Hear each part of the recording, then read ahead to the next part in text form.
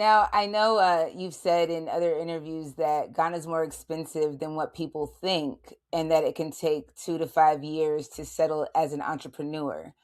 What was your experience from having your contract coming back? What advice do you typically give people in that regard?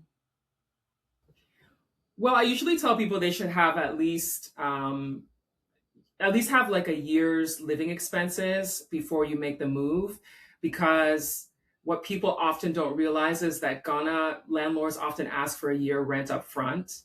So Oh, in asking for a year of rent up front, if you have any savings, literally you drop a huge chunk of money all at once and then it's gone. Now you have to live. So it's a good idea to have at least 1 year of living expenses budgeted out before you make the move. That way you can spend that year trying to figure out what it is that you're doing and working and growing what you're doing while you're not stressed about money. yeah. And why are you so hard and so committed to telling people the hard truth instead of selling them the dream? Because I think it's important about the truth. Well, one of the hard truths is the heat. Let me start with that because I'm sweating. One of the hard truths is the heat. So yeah, like right now, while I'm seeing my friends in North America talk about the cold snap that's happening right now, um, there was a heat warning this morning when I looked at the weather. So prepare for the heat. Ghana can be really, really hot.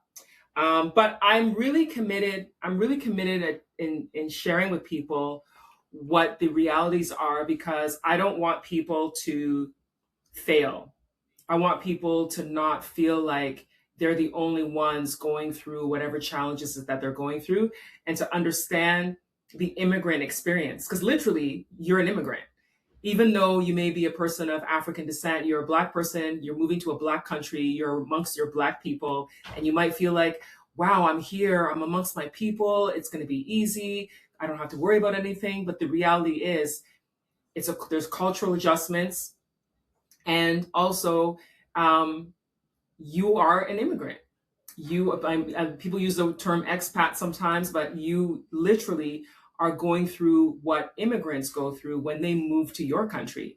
When immigrants move to your country, they are learning new systems. They're learning how to adjust. They're learning how to say certain things. Same thing when you come to Ghana. You're learning a new country. You're learning how people operate. You're learning how people communicate. Even though it's an English speaking country, sometimes there's miscommunication in the way that people say certain things. Like, there's certain phrases that people use that are different, that you might say something, like uh, in Ghana, people say chillin' it means partying, but I think of chillin' as I'm just at home. I'm just chilling, watching a movie at home. Right, But they say relaxing. chillin' to say they're partying. And so there's like, nuances of different things. So I think that I want people to know realities, because I want them to be able to have a good landing and a good adjustment when they make the move. Okay. And so you're Ghanaian by birth, but grew up in Canada, and you're fluent, obviously, in multiple cultural codes. Do they still consider you a foreigner? Is it called what, Obroni? Obruni? Yeah, so Obroni is actually literally means white person. That's what it actually means. Yeah, Obroni actually means white person, and Okay. but Ghanaians have been using it now just to talk about any foreigner. So they'll dub you an Obroni if you're a foreigner. They tend to do that. I still get that because of my accent. Obviously, I don't speak like somebody who grew up here, because we left when I was very young. I was 2 years old. It was just before my second Okay. birthday that we left. So I'm very Canadian, and there's American influence in Canada as well, because a lot of American media infiltrates Canada as well, being the neighbor to the north. So I have my adjustments that I had to make as well. And then people still hear me and think I just arrived. Like, I'm like, I've been here since 2016, and I had an Uber driver the other day. He was like, well, in Ghana, we don't do it that way. Just because you've arrived. And I'm like, I've been here 10 years. You don't need to tell me about what's going on here.